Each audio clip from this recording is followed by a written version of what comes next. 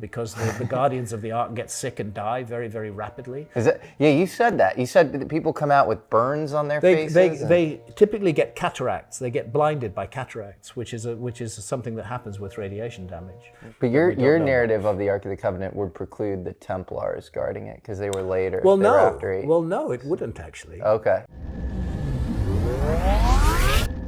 And you wrote a book called The Sign and the Seal. I did. About the Ark of the Covenant. Indeed so, and that was my first venture into what shall we call historical mystery. Mm-hmm. And in Ethiopia, I came across this really quite by chance.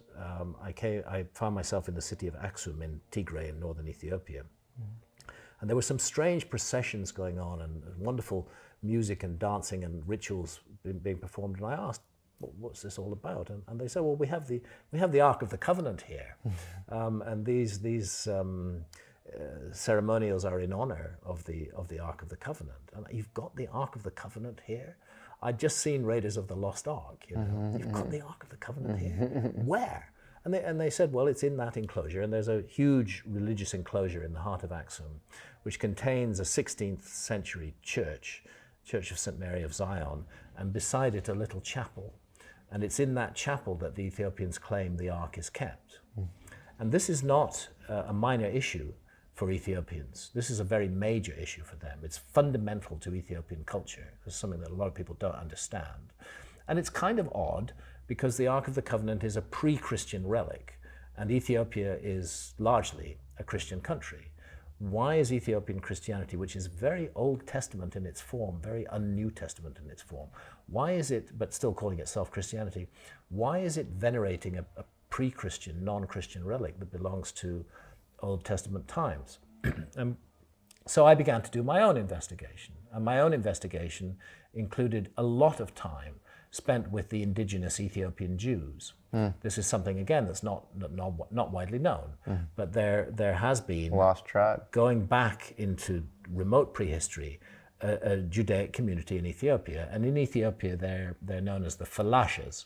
Mm-hmm. They refer to themselves as the Beta Israel, the House of Israel. Mm-hmm. And they say that their ancestors brought the Ark of the Covenant to Ethiopia. Mm-hmm. And it happened in this way, that first of all, their ancestors lived on an island in the Nile, and they lived there for some hundreds of years.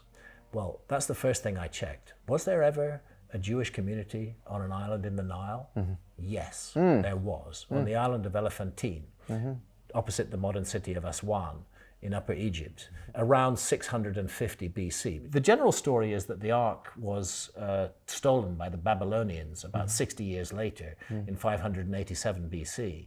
But the Babylonians have no records of the Ark of the Covenant. They were ferocious bureaucrats, and they kept detailed records of everything they stole from the Temple of Jerusalem. It didn't include the Ark. The Ark logically was gone before the Babylonians ever got there. And suddenly the Falasha story of their ancestors living on an island in the Nile starts to make sense. And then I go in further into it, and I discover that around 400 BC, there was conflict between that Jewish community and the Egyptians. The conflict was because the island of Elephantine was dedicated to the god Khnum. And the Egyptian god Khnum is a ram-headed deity. And the Jewish community on that island were sacrificing rams. And again, this is historically established. They were thrown out. They were driven out. There's no evidence that they were massacred. They were just driven out of that island. And that's where it connects with the Falasha stories, that their ancestors were driven out of that island, and they then followed the Nile River system. They did not go north through a hostile Egypt. They went south. And the Nile, of course, divides into two branches, the Blue Nile and the White Nile. The White Nile rises in Uganda. The Blue Nile rises in Lake Tana in Ethiopia. And Lake Tana in Ethiopia is the center, the absolute center of the area in which the Ethiopian Jews live. Wow. And suddenly it all began to make sense. Interesting. You know, and could be stood up as a reasonable... I never saw the object that is called the Ark itself, and maybe That's just as well, because the guardians of the ark get sick and die very, very rapidly. Is it? Yeah, you said that. You said that people come out with burns on their faces. They typically get cataracts. They get blinded by cataracts, which is something that happens with radiation damage. But your narrative of the Ark of the Covenant would preclude the Templars guarding it because they were later. Well, no. It wouldn't actually. Okay. In this sense, okay. That I came across a great Scottish traveller called James Bruce of Kinnaird. Okay. And James Bruce wrote a book in the 1780s or 90s called Travels to Discover the Source of the Nile. In which he claimed to have discovered the source of the Blue Nile in or near Lake Tana.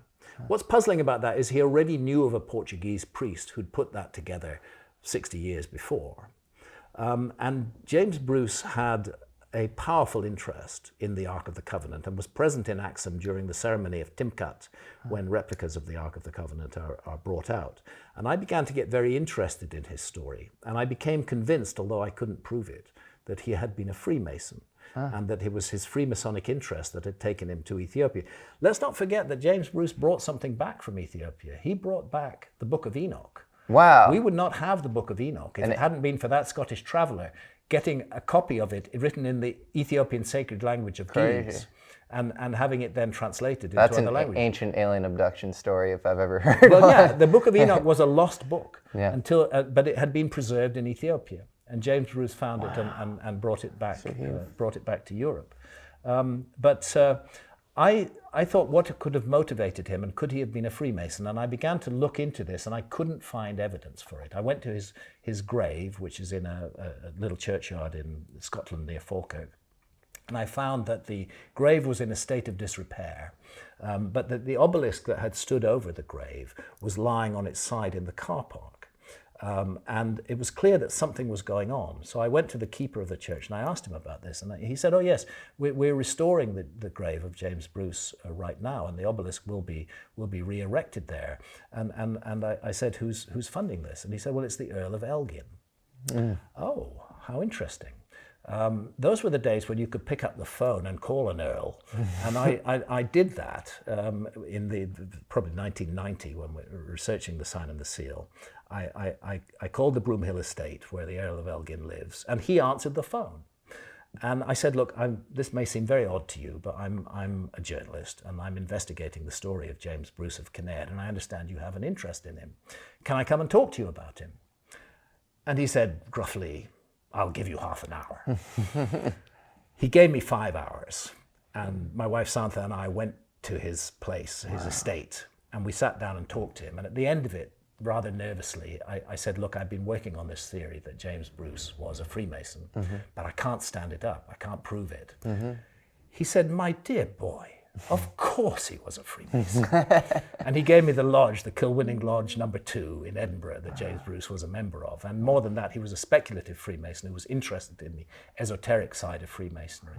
And so his journey to Ethiopia, I think, was very strongly connected to the Ark of the Covenant. Now we come to the Templars. Yeah. And the Templar connection with Freemasonry, and the fact that the speculation that I put in the Sign and the Seal that Templars had gone to Ethiopia in search of the Ark of the Covenant. There was a time when an Ethiopian prince, whose name was Lalibela, was an exile in Jerusalem, and that was during the Crusades, when the Templars held the whole Temple Mount. The Al-Aqsa Mosque was their palace. The Temple Mount was there at exactly the time that an Ethiopian prince exiled was present in Jerusalem. I speculated that he tipped the Templars off that the Ark of the Covenant was in Ethiopia.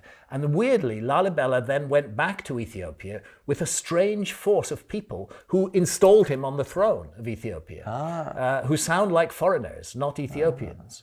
And then he created these incredible churches, which are the rock-hewn churches of Lalibela, one of which has a Templar cross painted on its ceiling and an image of the Al-Aqsa Mosque with a cross on top of it, which only happened when the Templars were using it as their palace. So I began to see a possible connection here, that the Templars did have a long-term interest in this object, that they had learnt some intelligence about it during their stay in Jerusalem, and that they'd followed that intelligence to Ethiopia and put Lalibela back on the throne and been involved in the construction of his amazing churches. All speculation, Wow. of course.